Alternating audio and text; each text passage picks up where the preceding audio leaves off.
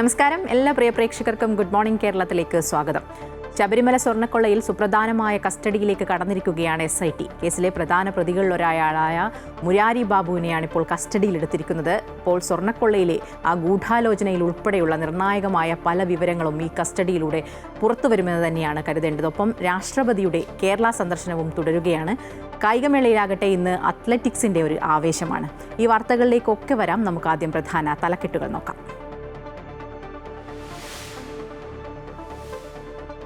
ശബരിമല സ്വർണ്ണക്കൊള്ളയിൽ ദേവസ്വം മുൻ administrative officer Murari Babu കസ്റ്റഡിയിൽ. SIT കസ്റ്റഡിയിലെടുത്തത് രാത്രി പെരുന്നയിലെ വീട്ടിൽ നിന്ന്. ചോദ്യം ചെയ്യൽ തിരുവനന്തപുരത്ത്. ഉണ്ണികൃഷ്ണൻ പോറ്റിയുമായി തെളിവെടുപ്പ് ഉടൻ നടത്തും.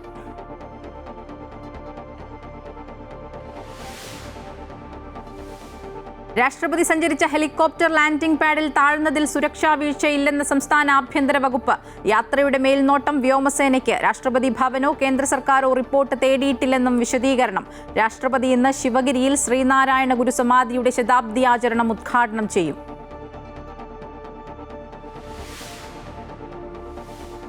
സംസ്ഥാനത്ത് ഇന്നും ശക്തമായ മഴയ്ക്ക് സാധ്യത. 9 ജില്ലകളിൽ യെല്ലോ അലേർട്ട്. ഇടിമിന്നലിനും കാറ്റിനും സാധ്യതയെന്ന് കാലാവസ്ഥാ നിരീക്ഷണ കേന്ദ്രം. മലയോര മേഖലകളിൽ ജാഗ്രതാ നിർദ്ദേശം.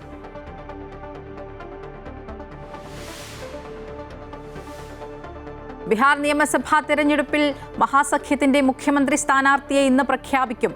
നാമനിർദ്ദേശ പത്രിക പിൻവലിക്കാനുള്ള സമയപരിധി ഇന്ന് അവസാനിക്കും. BJPയുടെ തെരഞ്ഞെടുപ്പ് പ്രചാരണത്തിന് തുടക്കം കുറിക്കാൻ പ്രധാനമന്ത്രി നാളെ ബീഹാറിൽ.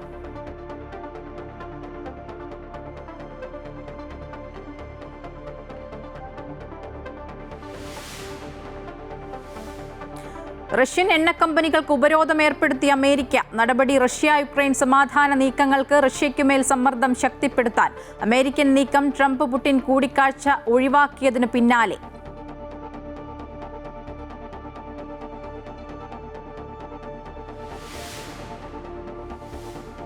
സ്കൂൾ കായികോത്സവത്തിന് ആവേശമാകാൻ അത്ലറ്റിക്സ് മത്സരങ്ങൾക്ക് ഇന്ന് തുടക്കം. ഇന്ന് 10 മത്സരങ്ങൾ. മീറ്റിലെ വേഗമേറിയ താരങ്ങളെ ഇന്നറിയാം. പോയിന്റ് നിലയിൽ തിരുവനന്തപുരം 1-ാം സ്ഥാനത്ത്.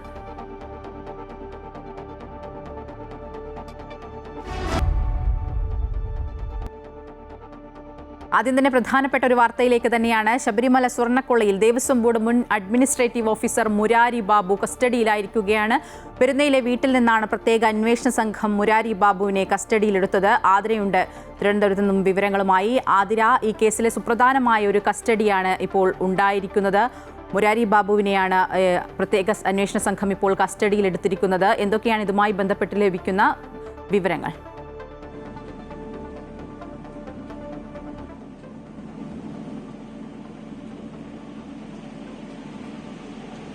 മായ, നേരത്തെ തന്നെ ഈ മുരാരി ബാബു 2-ാം പ്രതിയാണ് ഈ കേസിലെ. അതുകൊണ്ട് തന്നെ മുരാരി ബാബുവിനെ കസ്റ്റഡിയിൽ എടുക്കുന്നതുമായി ബന്ധപ്പെട്ട സൂചനകളൊക്കെ തന്നെ നേരത്തെ മുതൽ തന്നെ വന്നുകൊണ്ടിരുന്നതാണ്.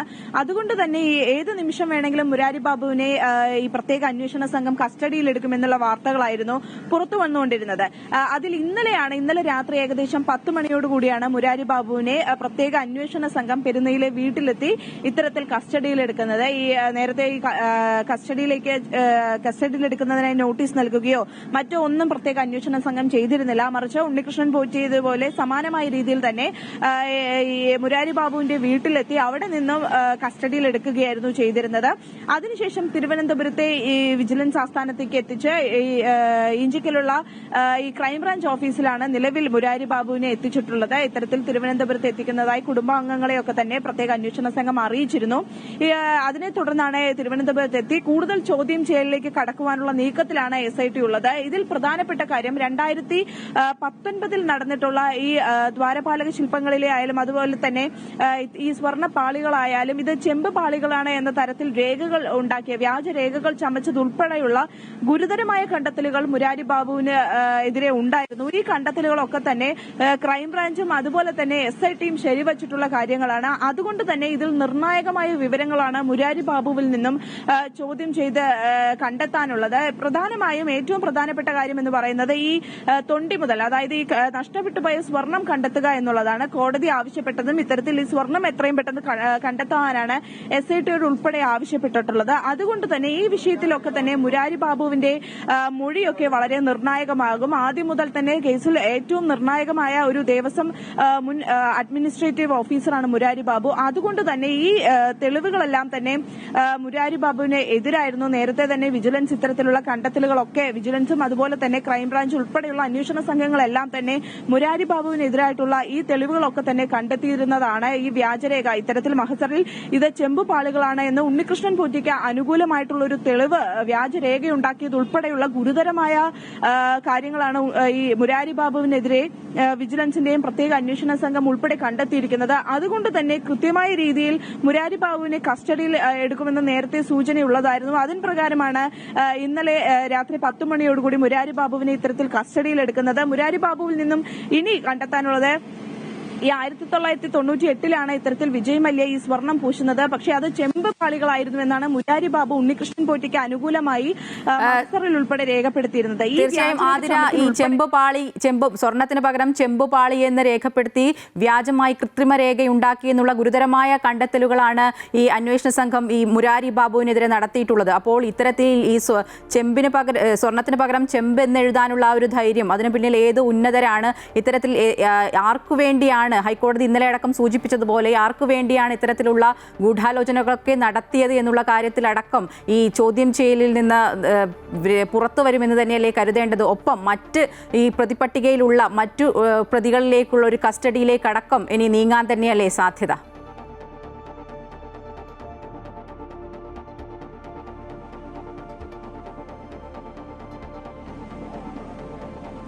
മായ, തീർച്ചയായും. കാരണം ഈ മുരാരി ബാബു ഇത്തരത്തിലൊരു ഈ ദേവസ്വം ബോർഡിലെ ഏറ്റവും പ്രധാനപ്പെട്ട ഒരു ഉദ്യോഗസ്ഥനാണ്. മുൻ അഡ്മിനിസ്ട്രേറ്റീവ് ഓഫീസർ കൂടിയായിരുന്നു മുരാരി ബാബു. അതുകൊണ്ട് തന്നെ കൃത്യമായ രീതിയിൽ ഇത് ഒറ്റയ്ക്കാണോ ചെയ്തത്, ഇത്തരത്തിലൊരു വ്യാജരേഖ ചമയ്ക്കുന്നത് ഉൾപ്പെടെയുള്ള കുറ്റകൃത്യങ്ങൾ ചെയ്തത് ഒറ്റയ്ക്കാണോ, മറിച്ച് ദേവസ്വം ബോർഡിലെ മറ്റു ഉദ്യോഗസ്ഥരുടെ സഹായം ഇതിലുണ്ടായോ എന്ന കാര്യമൊക്കെ തന്നെ അന്വേഷണ സംഘം അന്വേഷണ പരിധിയിലാണ്. അതൊക്കെ തന്നെ അന്വേഷിക്കും.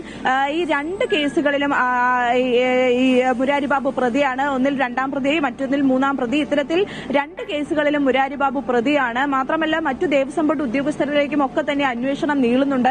അതുകൊണ്ട് തന്നെ എന്ത് സാഹചര്യത്തിലാണ് ഇത്തരത്തിലൊരു വ്യാജരേഖ ചമച്ചത്, അതിന് മറ്റാരുടെയെങ്കിലും ഒക്കെ സഹായം ഉണ്ടായിരുന്നെങ്കിൽ അത് ആരൊക്കെയാണ്, എന്തിനു വേണ്ടിയായിരുന്നു, അവർക്ക് പ്രതിഫലമായി എന്തൊക്കെയാണ് ലഭിച്ചത് എന്ന തരത്തിലുള്ള കാര്യങ്ങളൊക്കെ തന്നെ അന്വേഷണ സംഘത്തിന്റെ അന്വേഷണ പരിധിയിലാണ്. ഈ കാര്യങ്ങളൊക്കെ തന്നെ അന്വേഷണം നടക്കും. 2019 മുതൽ ഈ മോഷണം, കവർച്ച നടക്കുന്നത് മുതൽ 2025 വരെയുള്ള കാലഘട്ടങ്ങളിലെ കവർച്ച എന്തൊക്കെയായിരുന്നു, അവിടെ നടന്നിട്ടുള്ള ക്രമക്കേടുകൾ എന്തൊക്കെയായിരുന്നു എന്നതുൾപ്പെടെ അന്വേഷണ സംഘം അന്വേഷിക്കും.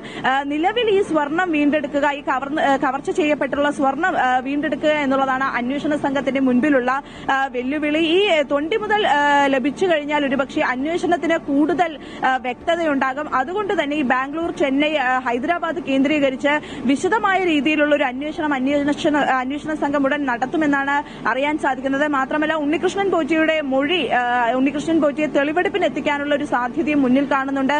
ഉണ്ണികൃഷ്ണൻ പോറ്റിയെ ഒരുപക്ഷെ എത്രയും പെട്ടെന്ന് തന്നെ ഉണ്ണികൃഷ്ണൻ പോറ്റിയെ കൊണ്ടുപോയുള്ള തെളിവെടുപ്പ്, ഈ സ്ഥലങ്ങളിലൊക്കെ തന്നെ തെളിവെടുപ്പ് നടത്താനുള്ള സാധ്യതയും മുന്നിൽ കാണുന്നുണ്ട്. ഏതായാലും നിലവിൽ അത്രയും നിർണായകമായിട്ടുള്ള ഒരു പ്രതിയാണ് കസ്റ്റഡിയിൽ എടുത്തിരിക്കുന്നത്. മുരാരി ബാബുവിൽ നിന്നും കൂടുതൽ വിവരങ്ങൾ ഇതിനെ സംബന്ധിച്ച് ലഭിക്കുമെന്നാണ് അന്വേഷണ സംഘത്തിന്റെ പ്രതീക്ഷ. ഒരുപക്ഷെ സ്വർണം വീണ്ടെടുക്കുന്നതുമായി ബന്ധപ്പെട്ടുള്ള കൂടുതൽ വിവരങ്ങളും മുരാരി ബാബുവിൽ നിന്ന് ലഭിച്ചേക്കാം. നിലവിൽ ഏതായാലും നിർണായകമായ ഒരു പ്രതിയാണ്, അല്ലെങ്കിൽ മുൻ ദേവസ്വം ബോർഡ് അഡ്മിനിസ്ട്രേറ്റീവ് ഓഫീസർ കൂടിയായ മുരാരി ബാബുവിൽ നിന്നും നിർണായകമായ വിവരങ്ങളാണ് അന്വേഷണ സംഘത്തിന് ലഭിക്കുമെന്നുള്ള പ്രതീക്ഷയിലാണ് നിലവിൽ SIT.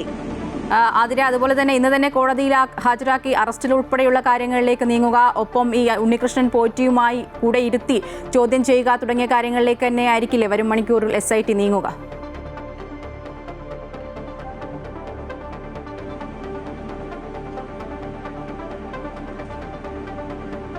തീർച്ചയായും തീർച്ചയായും മായ സൂചിപ്പിച്ചതുപോലെ തന്നെ ആദ്യം മുതൽക്ക് തന്നെ ഉണ്ടായിരുന്ന ഒരു കാര്യമാണ് ഈ ഉണ്ണികൃഷ്ണൻ പോറ്റിയിലെ മൊഴികളിലുള്ള വൈരുദ്ധ്യം. അതുകൊണ്ട് തന്നെയാണ് ഉണ്ണികൃഷ്ണൻ പോറ്റിയുടെ അറസ്റ്റിലേക്കൊക്കെ SIT സംഘം നീങ്ങിയത്. അതിനുശേഷം ഉണ്ടായിരുന്ന ഒരു വിഷയം എന്ന് പറയുന്നത് മുരാരി ബാബുവിന്റെ കസ്റ്റഡി ആയിരുന്നു. മുരാരി ബാബുവിനെ നിലവിൽ കസ്റ്റഡിയിൽ എടുത്തിരിക്കുകയാണ്. ഇതിനുമായി ബന്ധപ്പെട്ട് ഉണ്ണികൃഷ്ണൻ പോറ്റിയെയും മുരാരി ബാബുവിനെയും ഒരുമിച്ചിരുത്തി ചോദ്യം ചെയ്യലിലേക്കൊക്കെ തന്നെ SIT കടക്കും. അതിനുശേഷമായിരിക്കും ഈ ചോദ്യം ചെയ്യൽ ഉൾപ്പെടെ നീണ്ടുപോയതിനു ശേഷമായിരിക്കും ഒരുപക്ഷെ കോടതിയിൽ ഹാജരാക്കുക. കോടതിയിൽ ഹാജരാക്കി അറസ്റ്റ് രേഖപ്പെടുത്താനുള്ള സാധ്യതയും നിലവിൽ മുന്നിലുണ്ട്. ഏതായാലും വരും മണിക്കൂറുകളിലായിരിക്കും ഇതിന്റെ കൂടുതൽ വിശദാംശങ്ങൾ ലഭ്യമാകുക. മാത്രമല്ല സ്മാർട്ട് ക്രിയേഷൻസ് നിലവിൽ ഈ കേസിൽ പ്രതിയല്ല. ഈ സ്മാർട്ട് ക്രിയേഷൻസിന്റെ ഉടമയുമായി ബന്ധപ്പെട്ടും അത്തരത്തിൽ അവരുടെ മൊഴികളിലും വൈരുദ്ധ്യമുണ്ട്. ഒരുപക്ഷെ അവരെയും പ്രതി ചേർക്കാനുള്ളൊരു സാഹചര്യമുണ്ട്. ഈ ഉടമയെയും വിളിച്ചിരുത്തി ഇത്തരത്തിൽ ഉണ്ണികൃഷ്ണൻ പോറ്റിയെയും ഉടമയെയും മുരാരി ബാബുവിനെയും ഒക്കെ ഒരുമിച്ചിരുത്തിക്കൊണ്ടുള്ള ചോദ്യം ചെയ്യലിലേക്കും SIT കടന്നേക്കും. ഈ കേസിനെ ബലപ്പെടുത്താനുള്ള കൂടുതൽ തെളിവുകൾ ഈ ഉണ്ണികൃഷ്ണൻ പോറ്റിയുടെ മൊഴിയിൽ നിന്ന് തന്നെ ഈ ഉന്നത ഉദ്യോഗസ്ഥരടക്കം പ്രതിപട്ടികയിലാണ്. അവരെല്ലാവരും തന്നെ കുരുക്കിലാണ്. ആ ഒരു മൊഴി ഉറപ്പിക്കാൻ, ആ മൊഴിയെ സാധൂകരിക്കുന്ന തരത്തിലുള്ള തെളിവുകളാണ് ഇനി SITക്ക് ആവശ്യം. ആ തെളിവുകൾ ഉണ്ടാക്കുന്നതിനായി അല്ലെങ്കിൽ ആ തെളിവുകൾ ലഭിക്കുന്നതിനായി ഇവരെ ഒരുമിച്ചിരുത്തിയുള്ള ചോദ്യം ചെയ്യലൊക്കെ തന്നെ ഉപകാരപ്പെടും എന്നുള്ളൊരു വിലയിരുത്തലിലാണ് നിലവിൽ പ്രത്യേക അന്വേഷണ സംഘം. ഏതായാലും ഇവരെ ഒരുമിച്ചിരുത്തി ചോദ്യം ചെയ്യുന്നതിലൂടെയും അതുപോലെ തന്നെ മറ്റ് മൊഴികളുടെ അടിസ്ഥാനത്തിലായിരിക്കും ഇനിയുള്ള അന്വേഷണവും ഇനിയുള്ള മറ്റ് SITയുടെ നീക്കങ്ങളും. തീർച്ചയായും ശബരിമല സ്വർണ്ണക്കൊള്ളയിലെ ഗൂഢാലോചനയിൽ പ്രധാനി എന്ന് കരുതുന്ന SIT കരുതുന്ന മുരാരി ബാബുവിനെയാണ് ഇപ്പോൾ കസ്റ്റഡിയിലെടുത്തിരിക്കുന്നത്. ചോദ്യം ചെയ്യലിനായി തിരുവനന്തപുരത്ത് എത്തിച്ചിരിക്കുകയാണ്. വരും മണിക്കൂറുകൾ ചോദ്യം ചെയ്യലിൽ നിന്ന് സുപ്രധാനമായ വിവരങ്ങളൊക്കെ SITക്ക് കിട്ടുമെന്ന് തന്നെയാണ് പ്രതീക്ഷ. ആതിരയാണ് ഇത് സംബന്ധിച്ച വിവരങ്ങൾ നൽകിയത്. രാഷ്ട്രപതിയുടെ കേരള സന്ദർശനം തുടരുകയാണ്. ഇന്ന് ശിവഗിരിയിലാണ് രാഷ്ട്രപതി എത്തുക. ശ്രീനാരായണ ഗുരുവിൻ്റെ മഹാസമാധി ശതാബ്ദി ആഘോഷങ്ങളുടെ ഉദ്ഘാടനം നിർവഹിക്കും. കേരള ഗവർണർ രാജേന്ദ്ര ആർലേക്കറും ചടങ്ങിൽ പങ്കെടുക്കും. ആതിര ഒരിക്കൽ കൂടി ചേരുന്നുണ്ട്. ആതിര, രാഷ്ട്രപതിയുടെ ഈ കേരള സന്ദർശനം തുടരുകയാണ്. ഇന്നത്തെ പരിപാടി സംബന്ധിച്ച വിവരങ്ങൾ ആദ്യം പറയൂ.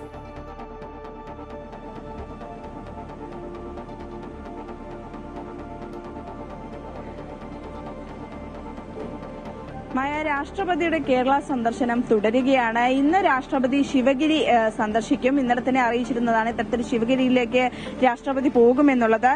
മഹാസമാധി ശതാബ്ദി ആഘോഷങ്ങൾക്കായിട്ട് രാഷ്ട്രപതി എത്തുക. 12:30 സമാധിയിൽ എത്തുന്ന രാഷ്ട്രപതിയെ സന്യാസി വര്യന്മാരും അതോടൊപ്പം തന്നെ ജനപ്രതിനിധികളും ചേർന്നായിരിക്കും സ്വീകരിക്കുക. അതിനുശേഷം മഹാസമാധിയിൽ പുഷ്പാർച്ചന നടത്തിയതിനു ശേഷമായിരിക്കും രാഷ്ട്രപതി ഇത്തരത്തിൽ മറ്റ് പരിപാടികളിലേക്കൊക്കെ തന്നെ കടക്കുക. രാഷ്ട്രപതിക്കൊപ്പം കേരള ഗവർണറായിട്ടുള്ള രാജേന്ദ്ര വിശ്വനാഥ് അർലേക്കറും ഈ ചടങ്ങിൽ രാഷ്ട്രപതിയുടെ ഒപ്പമുണ്ടാകും.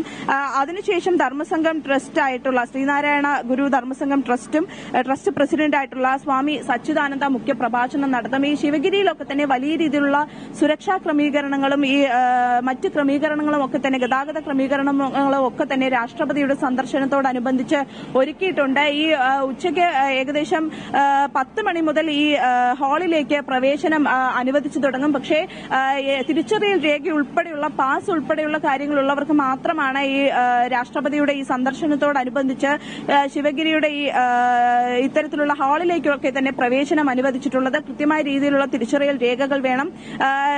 ഇത്തരത്തിൽ വാട്ടർ ബോട്ടിലോ മറ്റോ ഒന്നും കയ്യിൽ കരുതാൻ പാടില്ല എന്ന തരത്തിലുള്ള കൃത്യമായ നിർദ്ദേശങ്ങളൊക്കെ തന്നെ രാഷ്ട്രപതിയുടെ സന്ദർശനവുമായി ബന്ധപ്പെട്ട ശിവഗിരി മഠത്തിൽ പുറപ്പെടുവിച്ചിട്ടുണ്ട്. അതുപോലെ തന്നെ ഏറ്റവും പ്രധാനപ്പെട്ട മറ്റൊരു കാര്യം ഗതാഗത ക്രമീകരണമാണ്. ഈ രാഷ്ട്രപതിയുടെ സന്ദർശനത്തോടനുബന്ധിച്ചുകൊണ്ട് തന്നെ റോഡ് മാർഗമുള്ള ഗതാഗതം ഒക്കെ തന്നെ നിയന്ത്രണങ്ങൾ ഏർപ്പെടുത്തിയിട്ടുണ്ട്. മാത്രമല്ല സുരക്ഷ വീഴ്ച ഉണ്ടാവാതിരിക്കാനുള്ള എല്ലാ തരത്തിലുള്ള ക്രമീകരണങ്ങളും നിലവിൽ നടത്തിയിട്ടുണ്ട്. ഏതായാലും ഇന്ന് രാഷ്ട്രപതി ശിവഗിരി മഠത്തിലെത്തും. ശ്രീനാരായണ ഗുരു സമാധിയുടെ ശതാബ്ദി ആഘോഷങ്ങളിൽ പങ്കെടുക്കും. ആതിര, മറ്റൊരു കാര്യം, ഇന്നലെ പ്രമാടത്ത് രാഷ്ട്രപതി സഞ്ചരിച്ച ഹെലികോപ്റ്റർ ലാൻഡിംഗിൽ ലാൻഡിംഗ് പാഡിൽ താഴ്ന്നതിൽ സുരക്ഷാ വീഴ്ചയില്ലെന്ന് സംസ്ഥാന ആഭ്യന്തര വകുപ്പിന്റെ ഒരു വിശദീകരണം കൂടി വന്നിട്ടുണ്ടായിരുന്നു. ഇന്നലെ തന്നെ സുരക്ഷാ വീഴ്ചയില്ല എന്ന് തന്നെയായിരുന്നു പോലീസിന്റെ ആ ഒരു വിലയിരുത്തൽ. എന്താണ് ഇത് സംബന്ധിച്ച് ആഭ്യന്തര വകുപ്പ് നൽകുന്ന വിശദീകരണം?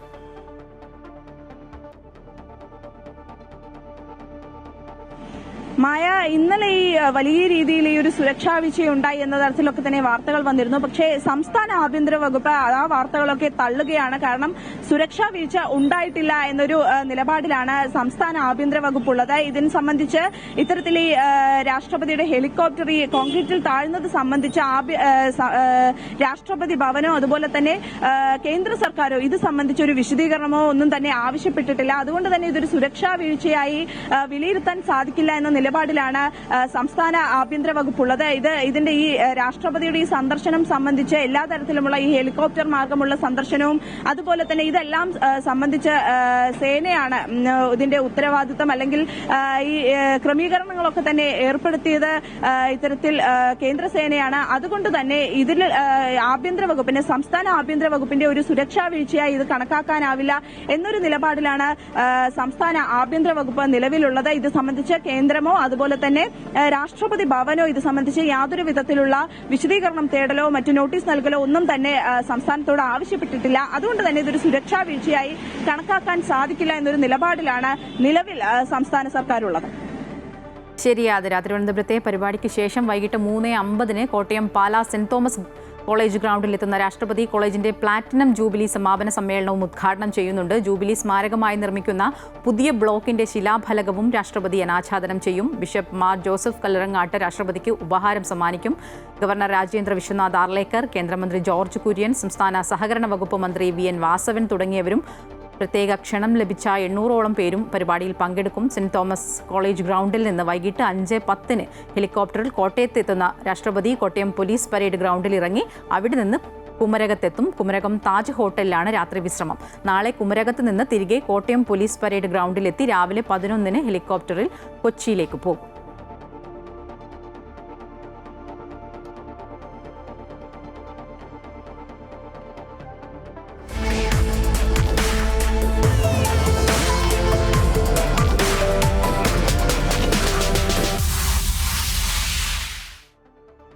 ബീഹാറിലാകട്ടെ നിയമസഭാ തിരഞ്ഞെടുപ്പ് ചൂടിലാണ്. അപ്പോൾ ഇന്നാണ് നാമനിർദ്ദേശ പത്രിക പിൻവലിക്കാനുള്ള സമയപരിധി. അത് ഇന്ന് അവസാനിക്കും. പ്രതിസന്ധികൾ ഒഴിവാക്കാൻ അവസാനവട്ട ചർച്ചകൾ നടത്തിയിരിക്കുകയാണ് മഹാസഖ്യം. നേതാക്കൾ ഇന്ന് സംയുക്ത വാർത്താ സമ്മേളനം നടത്തും. BJPയുടെ തെരഞ്ഞെടുപ്പ് പ്രചാരണത്തിന് തുടക്കം കുറിക്കാൻ പ്രധാനമന്ത്രി നാളെ ബീഹാറിൽ എത്തുകയും ചെയ്യും. KK പ്രശാന്ത് ഉണ്ട് കൂടുതൽ വിവരങ്ങളുമായി. പ്രശാന്ത്, പല കാര്യങ്ങളിലടക്കം ഭിന്നത നിലനിൽക്കുന്നുണ്ട് മഹാസഖ്യത്തിൽ. ഈ പരസ്പരം മത്സരിക്കുന്ന സാഹചര്യം പോലുമുണ്ട്.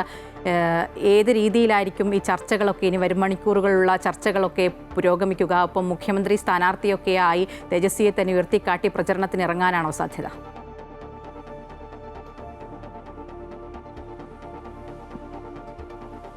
മായ, ഗുഡ് മോർണിംഗ്. ഏതായാലും ബീഹാറിലെ പ്രതിപക്ഷത്തിന്റെ മുഖ്യമന്ത്രി സ്ഥാനാർത്ഥി ആര് എന്ന സംബന്ധിച്ച ഒരു തർക്കം ഇപ്പോഴും ഇല്ല. അത് നേരത്തെയും ഇല്ലായിരുന്നു. കാരണം വേറൊരു മുഖം അവിടെ മഹാസഖ്യത്തിന് ഉയർത്തിക്കാട്ടാനില്ല. പക്ഷേ ഇതിൽ ഏറ്റവും പ്രധാനമായി അവർ തർക്കത്തിലേക്ക് നിന്നിരുന്നത്, അതായത് ഏതെങ്കിലും തരത്തിൽ സീറ്റ് വിഭജന കാര്യത്തിൽ കൂടുതൽ പ്രശ്നങ്ങൾ ഉണ്ടാവുകയാണെങ്കിൽ പകരം മറ്റ് സംവിധാനങ്ങൾ ആലോചിക്കേണ്ടി വരും എന്നുള്ളതാണ് ചില പാർട്ടികൾ വ്യക്തമാക്കിയത്. പക്ഷേ ഈ JM ഒഴികെയുള്ള മറ്റു പാർട്ടികളുമായി ധാരണയിലെത്താൻ വളരെ കൃത്യമായി തന്നെ ബീഹാറിൽ RJDക്കും കോൺഗ്രസിനും കഴിഞ്ഞിട്ടുണ്ട്. അതുകൊണ്ട് തന്നെ ഇപ്പോഴും ചിലയിടങ്ങളിൽ പരസ്പരം മത്സരിക്കുന്ന സാഹചര്യം നിലനിൽക്കുന്നുണ്ട്.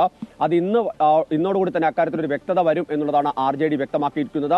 സ്വാഭാവികമായി അതിന്റെ കൂടി അടിസ്ഥാനത്തിലാണ് ഈ സംയുക്ത വാർത്താ സമ്മേളനം വിളിച്ചു ചേർത്തിരിക്കുന്നത്. അതിൽ തന്നെ മുഖ്യമന്ത്രി സ്ഥാനാർത്ഥിയെ പ്രഖ്യാപിക്കുമെന്നുള്ളതാണ് RJD നേതാക്കളും കോൺഗ്രസും എല്ലാം തന്നെ പറയുന്നത്. ഇന്നലെ രാത്രി വൈകിയും അശോക് ഗെഹ്ലോട്ട് നേരിട്ട് തേജസ്വിയുമായി കൂടിക്കാഴ്ച നടത്തുകയും കൂടുതൽ നടപടികൾ എന്തായിരിക്കണമെന്ന കാര്യത്തിലൊക്കെ തന്നെ തീരുമാനമെടുക്കുകയും ഒക്കെ ചെയ്തിരുന്നു. അശോക് ഗെഹ്ലോട്ട് അതുപോലെ തന്നെ കൃഷ്ണ അല്ലാവരും, ഈ രണ്ട് നേതാക്കൾക്കാണ് ബീഹാറിന്റെ ചുമതല AICC നൽകിയിട്ടുള്ളത്.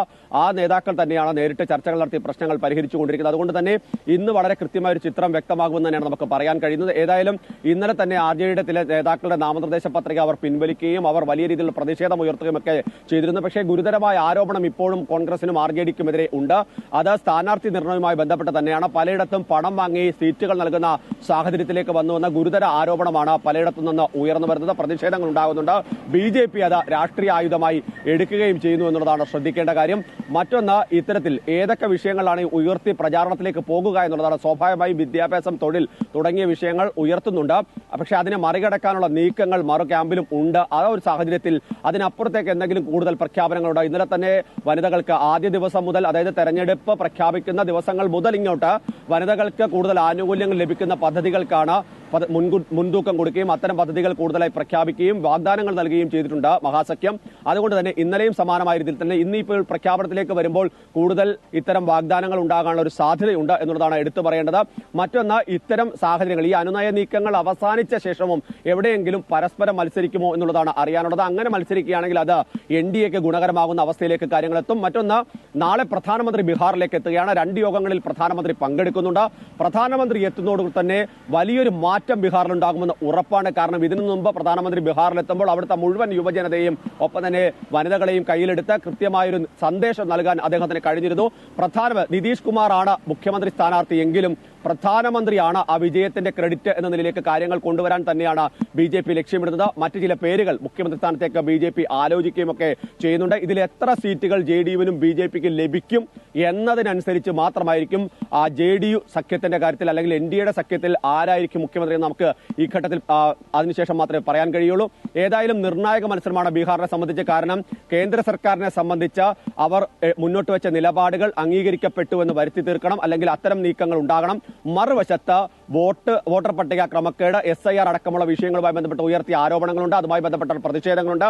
ഇതൊക്കെ ശരിയായിരുന്നു എന്ന് ബോധ്യപ്പെടുത്താനുള്ള ശ്രമമാണ് മഹാസഖ്യത്തിന്റെ ഭാഗത്തുനിന്ന് ഉണ്ടാകുന്നതുമായ. ശരി, മഹാസഖ്യത്തിലും നിർണായകമായ ചർച്ചകളൊക്കെ നടത്തിക്കൊണ്ടിരിക്കുകയാണ്. ഇന്നാണ് നാമനിർദ്ദേശ പത്രിക പിൻവലിക്കാനുള്ള സമയപരിധിയൊക്കെ ഇന്നാണ്. പ്രശാന്താണ് ഇത് സംബന്ധിച്ച വിവരങ്ങൾ നൽകിയത്. മറ്റൊരു പ്രധാനപ്പെട്ട ഒരു വാർത്തയാണ്, ദീപാവലി ആഘോഷങ്ങൾക്ക് പിന്നാലെ ഡൽഹിയിൽ വായു മലിനീകരണം രൂക്ഷമായി തുടരുകയാണ്. ആനന്ദ് വിഹാർ ഉൾപ്പെടെയുള്ള സ്ഥലങ്ങളിൽ വായു ഗുണനിലവാര സൂചിക 400 മുകളിലെത്തിയിരിക്കുന്നു. മലിനീകരണ നിയന്ത്രണ ബോർഡിൻ്റെ മുന്നറിയിപ്പ് പ്രകാരം ശനിയാഴ്ച വരെ അന്തരീക്ഷ മലിനീകരണം രൂക്ഷമായി തുടരും. മലിനീകരണത്തിൻ്റെ പേരിലുള്ള രാഷ്ട്രീയ പോരും ഒരു വശത്ത് നടക്കുന്നുണ്ട്. പ്രശാന്ത് തന്നെ ഒരിക്കൽ കൂടി ചേരുകയാണ്. പ്രശാന്ത്, ഈ ഓരോ തവണ ദീപാവലി കഴിയുമ്പോഴൊക്കെ ഇത്തരത്തിൽ ഈ വായു ഗുണനിലവാര സൂചിക അത് ഇത്തരത്തിൽ ഉയരങ്ങളിൽ എത്താറുണ്ട്. എന്താണ് ഇപ്പോഴത്തെ ഒരു ഡൽഹിയിലെ ഒരു അവസ്ഥ?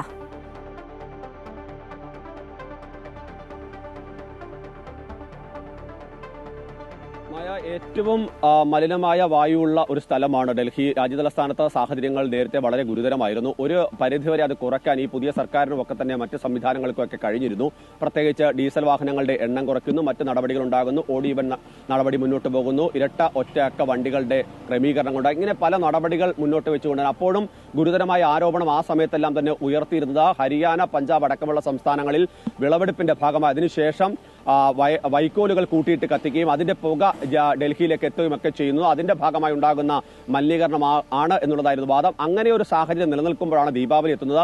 സ്വാഭാവികമായും സുപ്രീം കോടതി ഇടപെടൽ ഉണ്ടാകുന്നു. അതിന്റെ അടിസ്ഥാനത്തിൽ തന്നെ വലിയ പ്രോട്ടോകോളുകൾ സുപ്രീം കോടതി മുന്നോട്ട് വെക്കുന്നു. 21-ാം തീയതി വരെ ദീപാവലിയുമായി ബന്ധപ്പെട്ട ആഘോഷങ്ങൾക്ക് പടക്കങ്ങൾ, അത് ഗ്രീൻ പടക്കങ്ങൾ എന്ന നിലയിൽ തന്നെയാണ് അത്തരം പ്രോട്ടോകോളുകൾ മുന്നോട്ട് വെച്ച് പടക്കങ്ങൾ പൊട്ടിക്കാൻ സുപ്രീം കോടതി അനുമതി നൽകുന്നു. അതിന് തന്നെ സമയപരിധി അടക്കം വളരെ കൃത്യമായി പറഞ്ഞു. രാത്രി 10 മണിക്ക് ശേഷം പടക്കം പൊട്ടിക്കാൻ പാടില്ല എന്നുള്ളതായിരുന്നു നിർദ്ദേശം. പക്ഷേ ഈ പറഞ്ഞ നിർദ്ദേശങ്ങൾ പൂർണ്ണമായും ഡൽഹിയിൽ കാറ്റിൽ പറത്തി എന്നുള്ളതാണ് ഈ കണക്കുകൾ പുറത്തേക്ക് വിടുന്നത്. സ്വാഭാവികമായും നേരത്തെ സൂചിപ്പിച്ച ആനന്ദ് വിഹാറിൽ 419 എന്ന് പറയുന്നത് അതിഗുരുതരമായ ഒരു സാഹചര്യം എന്ന് തന്നെ പറയും. ആ വായു അവിടുത്തെ ശ്വസിക്കാൻ പാടില്ല എന്നുള്ളതാണ് പൊല്യൂഷൻ മലിനീകരണ നിയന്ത്രണ ബോർഡ് തന്നെ വ്യക്തമാക്കുന്നത്. മാത്രമല്ല പല സ്ഥലങ്ങളിലും 350, 370 ഒക്കെയാണ് വായു ഗുണനിലവാര തോത് നിലനിൽക്കുന്നത് ഒരു ഘട്ടത്തിനും. അതായത് സ്വാഭാവികമായും ഒരു ദിവസം തുടർച്ചയായോ 2 ദിവസമൊക്കെ അത് ശ്വസിച്ചു കഴിഞ്ഞാൽ വലിയ അസുഖങ്ങളിലേക്ക് എത്തിപ്പെടാനുള്ള ഒരു സാഹചര്യമുണ്ട്. അതുകൊണ്ട് തന്നെ ആരോഗ്യ പ്രവർത്തകർ കൂടുതൽ മുൻകരുതലുകൾ ഇതുമായി ബന്ധപ്പെട്ട് നൽകിയിട്ടുണ്ട്.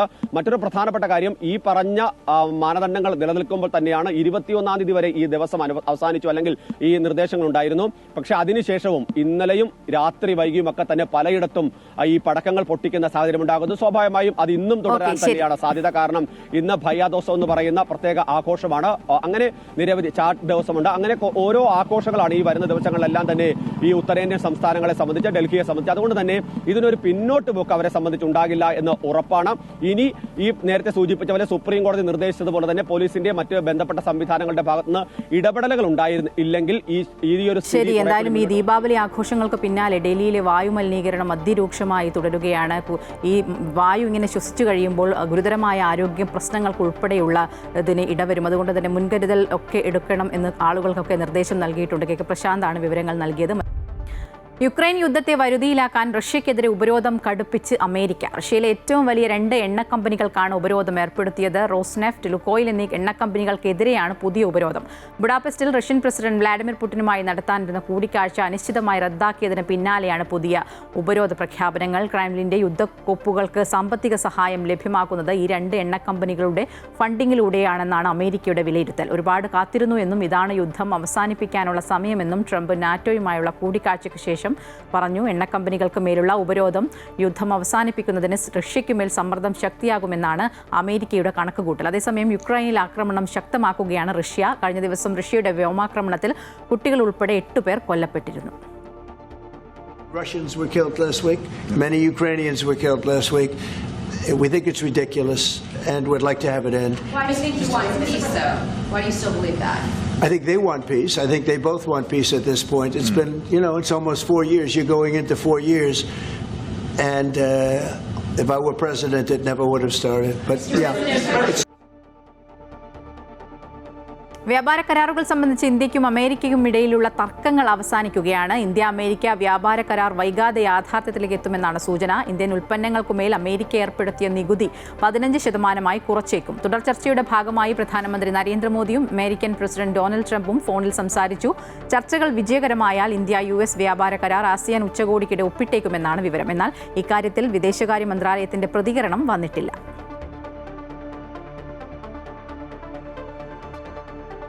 സംസ്ഥാനത്ത് കഴിഞ്ഞ കുറച്ച് ദിവസങ്ങളായി ശക്തമായ മഴ തുടരുകയാണ്. ഇന്നും ശക്തമായ മഴ തുടരുമെന്ന് തന്നെയാണ് കാലാവസ്ഥാ നിരീക്ഷണ കേന്ദ്രത്തിന്റെ മുന്നറിയിപ്പ്. 9 ജില്ലകളിലാണ് യെല്ലോ അലർട്ട്. തിരുവനന്തപുരം, കൊല്ലം, പത്തനംതിട്ട, കോട്ടയം, മലപ്പുറം, കോഴിക്കോട്, വയനാട്, കണ്ണൂർ, കാസർഗോഡ് ജില്ലകളിലാണ് യെല്ലോ അലർട്ട്. അറബിക്കടലിലും ബംഗാൾ ഉൾക്കടലിലും നിലനിൽക്കുന്ന ശക്തമായ ന്യൂനമർദ്ദങ്ങളാണ് സംസ്ഥാനത്ത് കനത്ത മഴയ്ക്ക് കാരണം. ഇടിമിന്നലോട് കൂടിയ മഴയ്ക്കാണ് സാധ്യത. മണിക്കൂറിൽ 40 മുതൽ 50 വരെ കിലോമീറ്റർ വേഗതയിൽ കാറ്റിനും സാധ്യതയുണ്ട്. ശക്തമായ മഴ ലഭിച്ചുകൊണ്ടിരിക്കുന്ന മലയോര മേഖലകളിൽ മണ്ണിടിച്ചിൽ, ഉരുൾപൊട്ടൽ, മലവെള്ളപ്പാച്ചിൽ സാധ്യതയുള്ള പ്രദേശങ്ങളിലുള്ളവർ ജില്ലാ ഭരണകൂടം നിർദ്ദേശിക്കുന്നതിനനുസരിച്ച് സുരക്ഷിതമായ സ്ഥലത്തേക്ക് മാറി താമസിക്കേണ്ടതാണ്.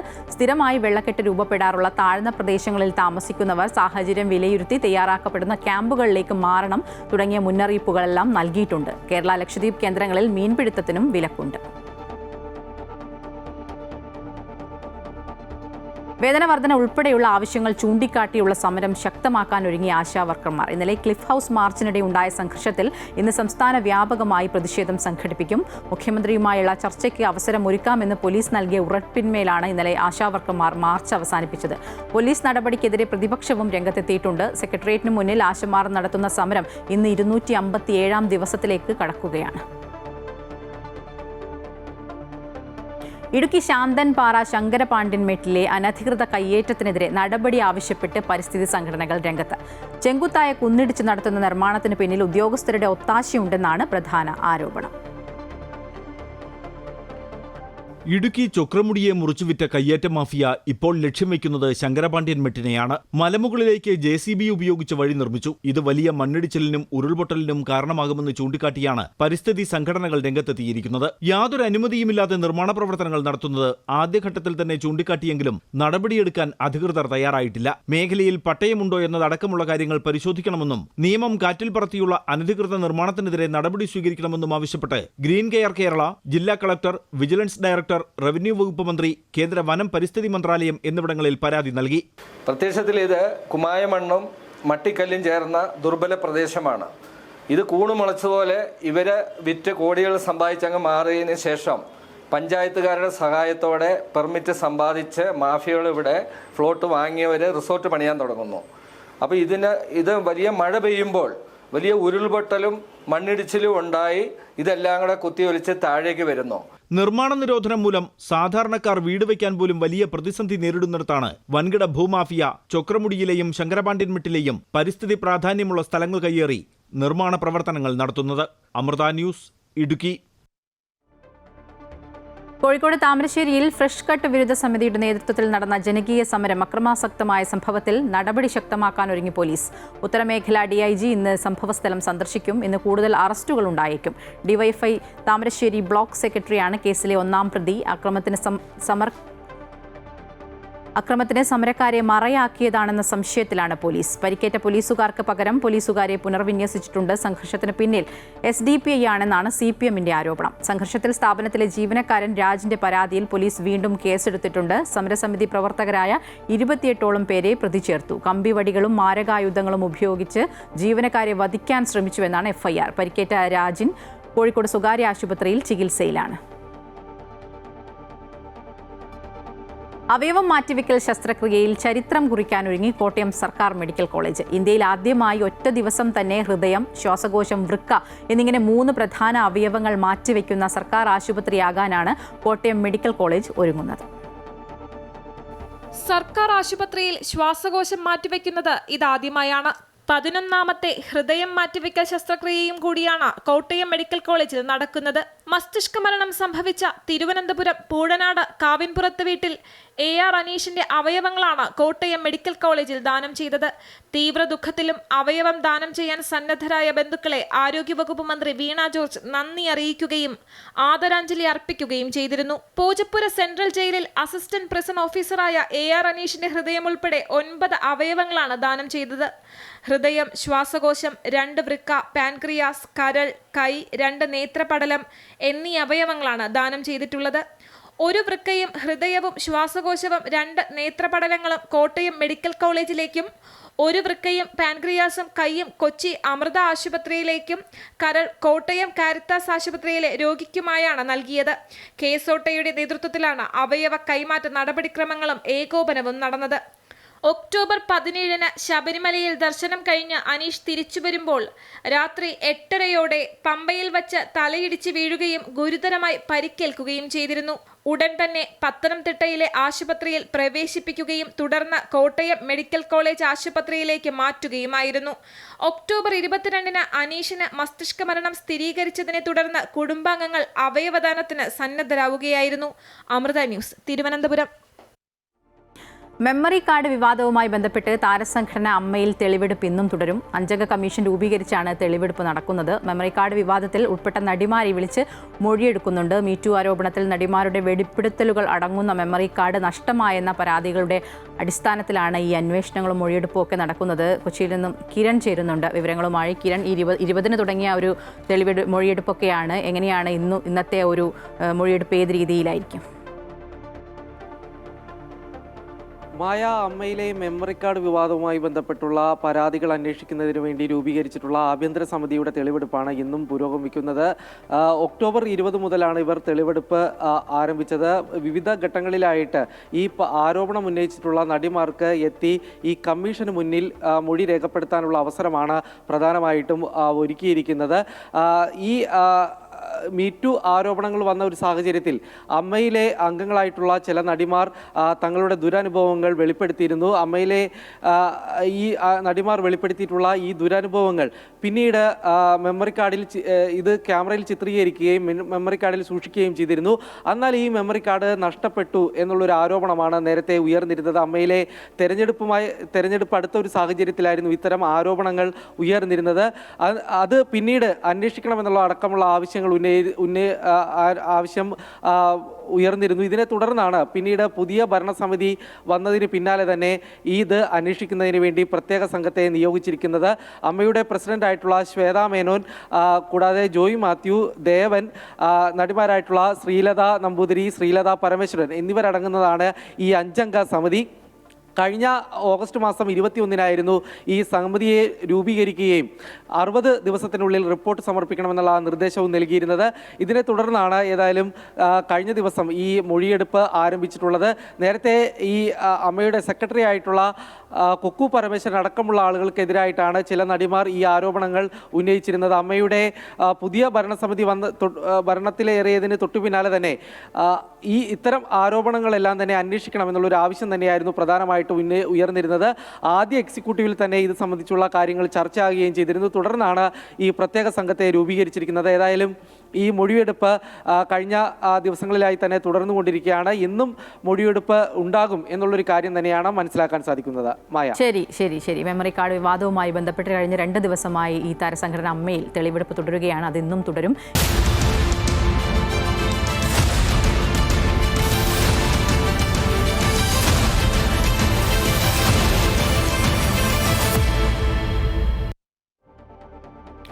കൊല്ലം ജില്ലയിലെ ഭൂവിസ്തൃതിയിൽ ഏറ്റവും വലിയ ഗ്രാമപഞ്ചായത്തായ കുളത്തൂപ്പുഴയിലെ രാഷ്ട്രീയ മാറ്റങ്ങളും രാഷ്ട്രീയ നീക്കങ്ങളും ഏറെ നിർണായകമാണ്.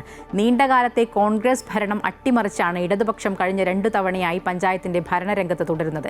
എന്നാൽ ഇത്തവണ പഞ്ചായത്ത് തിരിച്ചുപിടിക്കാനൊരുങ്ങുകയാണ് കോൺഗ്രസ്. വലിയ നേട്ടങ്ങൾ അവകാശപ്പെടാനില്ലെങ്കിലും BJPയും മത്സര രംഗത്ത് സജീവമായി കഴിഞ്ഞു.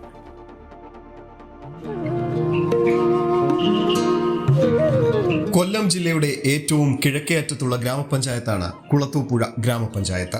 തമിഴ്നാടുമായി അതിർത്തി പങ്കിടുന്ന കുളത്തൂപ്പുഴ ഒരു മലയോര കാർഷിക മേഖലയാണ്. ദേശീയ തലത്തിൽ സമ്പൂർണ്ണ ഭരണഘടനാ സാക്ഷരത നേടിയ ആദ്യത്തെ ഗ്രാമപഞ്ചായത്തും കുളത്തൂപ്പുഴയാണ്. ഇനി പഞ്ചായത്തിന്റെ രാഷ്ട്രീയം നോക്കുകയാണെങ്കിൽ തുടക്കം മുതലേ കോൺഗ്രസിനോട് ചേർന്നു നിന്നു. എന്നാൽ നീണ്ടകാലത്തെ കോൺഗ്രസ് ഭരണം അട്ടിമറിച്ച 2015 ഇടതുപക്ഷം കുളത്തൂപ്പുഴയിൽ ഭരണത്തിലെത്തി. പിന്നീട് 2020 ഇടതുപക്ഷത്തിന് ഭരണ തുടർച്ചയുണ്ടായി. CPI 5, CPM 5, Congress 7, Kerala Congress 1, BJP 1, കക്ഷിരഹിതൻ 1 എന്നിങ്ങനെയായിരുന്നു 20 വാർഡുകളുള്ള പഞ്ചായത്തിലെ കക്ഷിനില. ഇത്തവണ ഒരു വാർഡ് കൂടി പുതുതായി രൂപമെടുത്തപ്പോൾ കുളത്തൂപ്പുഴ ഗ്രാമപഞ്ചായത്തിലെ വാർഡുകളുടെ എണ്ണം 21 വികസന നേട്ടങ്ങൾ ഉയർത്തിക്കാട്ടി ഭരണം നിലനിർത്താനാവുമെന്ന തികഞ്ഞ പ്രതീക്ഷയിലാണ് പഞ്ചായത്ത് ഭരണസമിതിയും ഇടതുപക്ഷവും. കയറിക്കിടക്കാൻ ഒരു വീടില്ലാത്ത ജനങ്ങളാണ്. അവർക്ക് വീടും ഒരു വസ്തുവും, അവർക്ക് തലചായ്ക്കാൻ ഒരു ഇടം, അവരെ കുഞ്ഞുങ്ങളെയും കൊണ്ട് കിടക്കാൻ, അതായിരുന്നു ഞങ്ങളുടെ സ്വപ്ന പദ്ധതിയിൽ ഒന്ന്.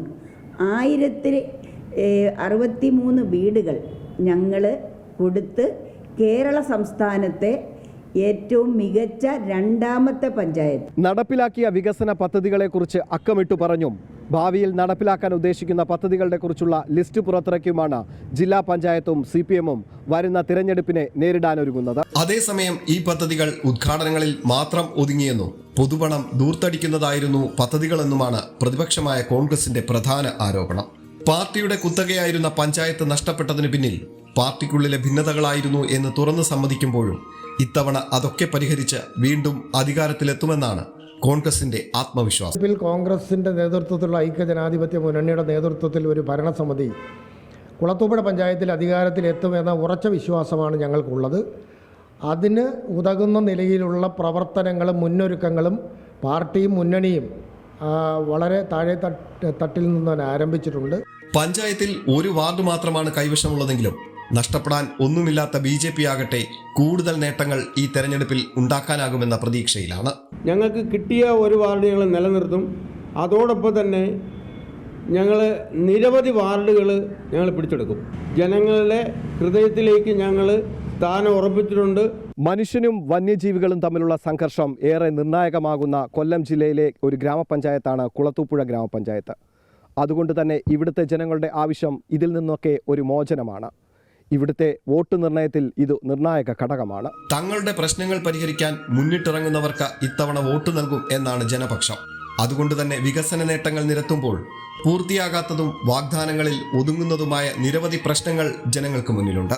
ഭരണ തുടർച്ചയെന്ന് ഇടതുപക്ഷവും തിരിച്ചുവരവെന്ന് കോൺഗ്രസും കരുത്താകുമെന്ന് BJPയും ആത്മവിശ്വാസം പ്രകടിപ്പിക്കുമ്പോൾ വിധി നിർണയിക്കുന്നത് ജനങ്ങളാണ്. അതിനായി അവരും ഒരുങ്ങിക്കഴിഞ്ഞു. പ്രദീപ് വാളത്തുങ്കലിനൊപ്പം സുധീഷ്, അമൃത ന്യൂസ്, കൊല്ലം. തദ്ദേശ സ്വയംഭരണ തെരഞ്ഞെടുപ്പിൽ 3 തവണ മത്സരിച്ചവർക്ക് സീറ്റ് നൽകേണ്ടതില്ലെന്ന തീരുമാനത്തിൽ നിന്ന് മുസ്ലിം ലീഗ് പിന്മാറി. 3 തവണ മത്സരിച്ചവർക്ക് അനിവാര്യമെങ്കിൽ മത്സരിക്കാമെന്നാണ് പുതിയ സർക്കുലറിൽ പറയുന്നത്. വിജയ സാധ്യതകളും പ്രാദേശിക സമവാക്യങ്ങളും പരിഗണിച്ചാണ് മുസ്ലിം ലീഗ് നേതൃത്വത്തിന്റെ പുതിയ തീരുമാനം. വാർഡ് പഞ്ചായത്ത് മണ്ഡലം കമ്മിറ്റിയുടെ അനുമതി ഉണ്ടെങ്കിൽ 3 തവണ മത്സരിച്ചവർക്കും അനിവാര്യമെങ്കിൽ സ്ഥാനാർത്ഥിയാകാമെന്ന് പുതിയ സർക്കുലറിൽ പറയുന്നു. കഴിഞ്ഞ തദ്ദേശ സ്വയംഭരണ തെരഞ്ഞെടുപ്പിലാണ് 3 തവണ മത്സരിച്ചവർക്ക് സീറ്റ് നൽകേണ്ടതില്ല എന്ന തീരുമാനം നേതൃത്വമെടുത്തത്. ജില്ലാ തലങ്ങളിലടക്കം കഴിഞ്ഞ തവണ നടപ്പിൽ വരുത്തുകയും ചെയ്തു. എന്നാൽ 3 ടേം വ്യവസ്ഥയ്ക്കെതിരെ പ്രാദേശിക തലത്തിൽ വ്യാപക എതിർപ്പുയർന്നിരുന്നു. ഇതിനെ തുടർന്നാണ് തദ്ദേശ സ്വയംഭരണ തിരഞ്ഞെടുപ്പ് അടുത്തതോടെ നയത്തിൽ മാറ്റം വരുത്തിയത്. 3 തവണ മത്സരിച്ചവർക്ക് വീണ്ടും മത്സരിക്കാമെങ്കിലും 3-ലധികം തവണ ജനപ്രതിനിധികളായവർക്ക് പരിഗണന ഉണ്ടാകില്ല. എന്നാൽ ഇളവ് നൽകുന്നത് യുവാക്കളുടെ അവസരം നഷ്ടമാകുമെന്ന് യൂത്ത് ലീഗിൽ അഭിപ്രായമുയർന്നിട്ടുണ്ട്. മാത്രമല്ല, സ്ഥാനാർത്ഥികളെ തീരുമാനിക്കുന്നതിലുള്ള ജില്ലാതല പാർലമെന്ററി ബോർഡിലേക്കും യുവാക്കളെ അവഗണിച്ചതായി യൂത്ത് ലീഗ് പറയുന്നു. അമൃത ന്യൂസ്, മലപ്പുറം.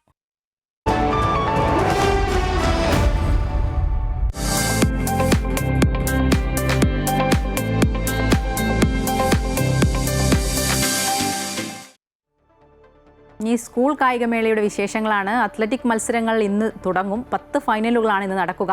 പോയിന്റ് നിലയിൽ തിരുവനന്തപുരത്തിന്റെ സർവാധിപത്യം തുടരുകയാണ്. 2ാം സ്ഥാനത്ത് കണ്ണൂരും 3ാം സ്ഥാനത്ത് കോഴിക്കോടുമുണ്ട്. ആതിരയുണ്ട് വിവരങ്ങളുമായി. ആതിര, ഈ അത്ലറ്റിക് മത്സരങ്ങൾ എല്ലാവർക്കും ഈ ആവേശത്തോടെ കാത്തിരിക്കുന്നതാണ് ഈ അത്ലറ്റിക്സ് മത്സരങ്ങളെല്ലാം തന്നെ. അതിൻ്റെ ഒരു ആവേശമൊക്കെ അവിടെ കാണാനുണ്ടല്ലോ അല്ലേ? ഒപ്പം തന്നെ ഈ മഴ ഈ മത്സരങ്ങൾക്ക് തടസ്സമാകുന്നുണ്ടോ? മായ, ട്രാക്ക് ഉണർന്നു കഴിഞ്ഞു എന്ന് വേണം പറയാൻ. കാരണം സംസ്ഥാന കായികമേളയിൽ ഇന്ന് അത്ലറ്റിക് മത്സരങ്ങൾ ആരംഭിക്കുകയാണ്. നിലവിൽ ഞാനുള്ളത് ചന്ദ്രശേഖരൻ നായർ സ്റ്റേഡിയത്തിലാണ്. ഇവിടെ 3000 മീറ്റർ മാരത്തോണോടുകൂടിയാണ് ഇന്ന് ട്രാക്ക് ഉണർന്നത്. അതിൽ ആദ്യ സ്വർണം സ്വന്തമാക്കുകയും ചെയ്തു. ഇന്ന് ഇതിൽ സ്വർണം 3000 മീറ്റർ മാരത്തോണില് സീനിയർ ആൺകുട്ടികളുടെ മത്സരത്തിൽ ജഗന്നാഥനാണ് സ്വർണം നേടിയിരിക്കുന്നത്. ഇത് 2ാമത്തെ സ്വർണമാണ്. സ്റ്റേറ്റ് ലെവലിൽ കഴിഞ്ഞ വർഷം ജഗന്നാഥൻ സ്വർണം നേടിയിരുന്നു. അതിനുശേഷം ഇത്തവണയും ഒരു സ്വർണ്ണ നേട്ടം സ്വന്തമാക്കിയിരിക്കുകയാണ്. ഏതായാലും നിലവിലിവിടെ സീനിയർ പെൺകുട്ടികളുടെ മാരത്തോൺ മത്സരം പുരോഗമിക്കുകയാണ്. ഏതായാലും അത്ലറ്റിക് മത്സരങ്ങളുടെ ആരംഭത്തോടു കൂടി തന്നെ ഒരു ട്രാക്ക് ഉണർന്ന ഒരു അവസ്ഥയിലാണ് നിലവിലുള്ളത്. അതുപോലെ തന്നെ ഈ പോയിന്റ് നില നോക്കുകയാണെങ്കിൽ തിരുവനന്തപുരമാണ് നിലവിൽ 1ാം സ്ഥാനത്ത് നിൽക്കുന്നത്. 668 പോയിന്റുകളോടുകൂടി തിരുവനന്തപുരം 1ാം സ്ഥാനത്തും കണ്ണൂർ തൊട്ടു പുറകിൽ 2ാം സ്ഥാനത്തുണ്ട്. 388 പോയിന്റുകളോടുകൂടി കണ്ണൂരാണ് 2ാം സ്ഥാനത്ത്. 3ാം സ്ഥാനത്ത് കോഴിക്കോടുണ്ട്. 324 പോയിന്റോടുകൂടി കോഴിക്കോടാണ് 3ാം സ്ഥാനത്ത്. ഈ 3000 മീറ്റർ ഓട്ട മത്സരത്തോടുകൂടി ഈ ട്രാക്ക് ഉണരും. ഇന്നാണ് ഈ മേളയുടെ വേഗതാരത്തെ കണ്ടെത്തുന്നതിനുള്ള ഗ്ലാമർ ഇനമായ 100 മീറ്റർ മത്സരമൊക്കെ തന്നെ തുടങ്ങുക. വൈകിട്ട് ഏകദേശം 5:50 തന്നെ ഈ മത്സരങ്ങൾ ഒക്കെ ആരംഭിക്കും. അതിനുശേഷം സെമി ഫൈനൽ, ഫൈനൽ മത്സരങ്ങളിലേക്കൊക്കെ തന്നെ കടക്കും. അതുകൂടാതെ ഗെയിംസ് ഇനത്തിലുള്ള മത്സരങ്ങളും മറ്റ് വേദികളിലൊക്കെ തന്നെ പുരോഗമിക്കുന്നുണ്ട്. ഏതായാലും ഇന്ന് ഗ്ലാമർ ഇനമായ 100 മീറ്റർ മത്സരത്തിൽ വേഗതാരം ആരാണ് എന്നുള്ള കാര്യങ്ങളൊക്കെ തന്നെ ഇന്നറിയാം. കായികമേളയുടെ മഴ ഒരു തടസ്സമായി നിൽക്കുന്നുണ്ടെങ്കിലും രാവിലെ വളരെ ചെറിയ രീതിയിലുള്ള ഒരു മഴയായിരുന്നു. ഒരുപക്ഷെ മഴ കടുക്കുകയാണെങ്കിൽ ട്രാക്കിൽ വെള്ളം കയറും. അത് വലിയ രീതിയിലുള്ള ഒരു പ്രതിസന്ധി സൃഷ്ടിക്കുമെന്നുള്ളതാണ്. പക്ഷേ മഴ മാറി നിൽക്കുകയാണെങ്കിൽ ഈ ചെറിയ മഴയൊന്നും ഒരു ഈ കളിയുടെ ആവേശത്തിനെ ഒട്ടും കുറയ്ക്കില്ല, അതൊരു തടസ്സമാകില്ല എന്ന് തന്നെയാണ്. ഏതായാലും ഇന്ന് ഈ മത്സരങ്ങളൊക്കെ തന്നെ രാവിലെ 7 മണിയോടുകൂടി ആരംഭിച്ചപ്പോൾ മത്സരങ്ങളൊക്കെ തന്നെ പുരോഗമിക്കുകയാണ്. അത്ലറ്റിക് മത്സരങ്ങൾ കൂടി ആരംഭിച്ചതോടെ ഈ കായികമേള അതിന്റെ ഒരു ട്രാക്കിലേക്ക് കടന്നു എന്ന് വേണം നമുക്ക് മനസ്സിലാക്കാൻ. ശരി, 2ാം ദിനം ട്രാക്കും ഫീൽഡും ഒക്കെ ഉണർന്നു കഴിഞ്ഞിരിക്കുകയാണ്. അത്ലറ്റിക് മത്സരങ്ങൾ പുരോഗമിക്കുകയാണ്. ആതിരയാണ് വിവരങ്ങൾ നൽകിയത്. പരിമിതികൾ സ്വപ്നങ്ങൾക്ക് തടസ്സമല്ല എന്ന് തെളിയിക്കുകയാണ് ഒരു 7ാം ക്ലാസ്സുകാരൻ. ക്യാൻസർ രോഗം ബാധിച്ച് ഒരു കണ്ണിന് കാഴ്ച നഷ്ടപ്പെട്ടിട്ടും തളരാതെ ട്രാക്കിൽ താരമായെത്തി. ഒപ്പം പിന്തുണയും പ്രാർത്ഥനയുമായി അമ്മയും അധ്യാപകരും. കാണികൾക്കും ഈ പാലക്കാട്ടുകാരൻ ഒരു പ്രചോദനമായി.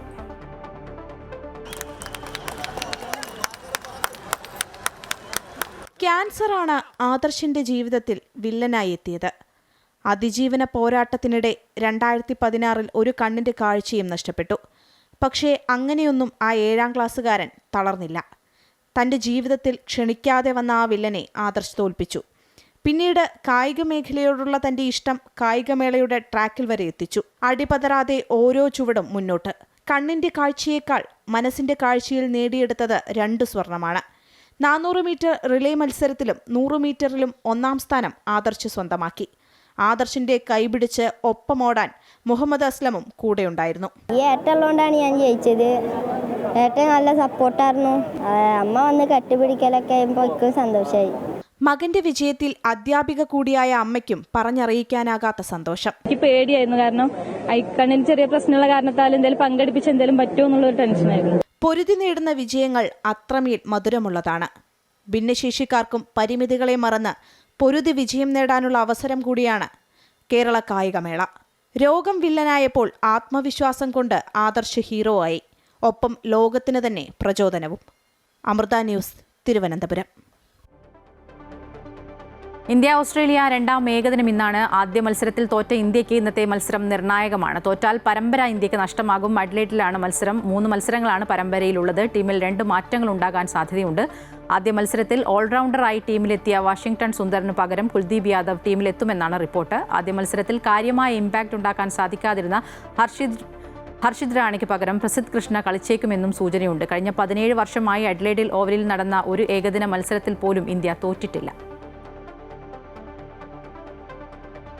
വനിതാ ലോകകപ്പ് ക്രിക്കറ്റിൽ ഇന്ത്യ ഇന്ന് ന്യൂസിലാൻഡിനെ നേരിടും. സെമിഫൈനൽ ഉറപ്പാക്കാൻ ഇന്ത്യക്ക് ജയം അനിവാര്യമാണ്. ടൂർണമെന്റിലെ ആദ്യ 2 മത്സരങ്ങളും ആധികാരികമായി ജയിച്ച് സെമിയിലേക്ക് കുതിച്ച ഇന്ത്യക്ക് അവസാന 3 മത്സരങ്ങളിലെ അപ്രതീക്ഷിത തോൽവി തിരിച്ചടിയായി. ഇതോടെ ടീമിന്റെ സെമി പ്രതീക്ഷകൾക്കും മങ്ങലേറ്റും. ഇന്നും ഇന്ത്യ തോൽവിയിലേക്ക് നീങ്ങിയാൽ മറ്റു ടീമുകളുടെ മത്സരഫലത്തെ ആശ്രയിച്ചായിരിക്കും ഇന്ത്യയുടെ സെമി പ്രവേശനം.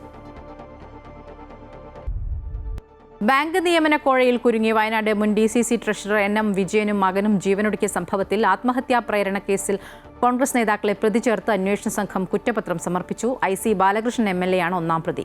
വയനാട് DCC മുൻ പ്രസിഡന്റ് ND അപ്പച്ചൻ, കോൺഗ്രസ് നേതാവ് KK ഗോപിനാഥൻ എന്നിവരും പ്രതികളാണ്. ബത്തേരി ജുഡീഷ്യൽ ഫസ്റ്റ് ക്ലാസ് കോടതിയിലാണ് പ്രത്യേക സംഘം കുറ്റപത്രം സമർപ്പിച്ചത്. കോൺഗ്രസ് ഭരിക്കുന്ന സഹകരണ ബാങ്കുകളിലെ നിയമനക്കോഴയിൽ കുരുങ്ങി NM വിജയൻ ആത്മഹത്യ ചെയ്ത സംഭവത്തിൽ അന്വേഷണ സംഘത്തലവൻ ബത്തേരി DYSP KK അബ്ദുൾ ഷെരീഫാണ് കുറ്റപത്രം സമർപ്പിച്ചത്. 100ഓളം സാക്ഷിമൊഴികളുണ്ട്. ബാങ്ക് ഇടപാട് രേഖകൾ, വിജയനുമായി നേതാക്കൾ നടത്തിയ ഫോൺ വിളികളുടെ വിശദാംശങ്ങൾ, ഓഡിയോ ക്ലിപ്പുകൾ, മറ്റ് ഡിജിറ്റൽ തെളിവുകൾ, വിജയന്റെ ഡയറിയിലെ വിശദാംശങ്ങൾ എന്നിവയെല്ലാം കോടതിയിൽ സമർപ്പിച്ചിട്ടുണ്ട്. 1.5 കോടിയോളം രൂപയുടെ ബാധ്യത വിജയന് ഉണ്ടായിരുന്നതായാണ് അന്വേഷണ സംഘത്തിന്റെ കണ്ടെത്തൽ. കേസിൽ അറസ്റ്റിലായ 3 പ്രതികളും നിലവിൽ ജാമ്യത്തിലാണ്. അപ്പച്ചന്റെ ശബ്ദ സാമ്പിൾ പരിശോധനയ്ക്ക് അയച്ചു. തിരുവനന്തപുരം ഫോറൻസിക് സയൻസ് ലാബോറട്ടറിയിലാണ് പരിശോധന. ഫലം കോടതിക്ക് കൈമാറും.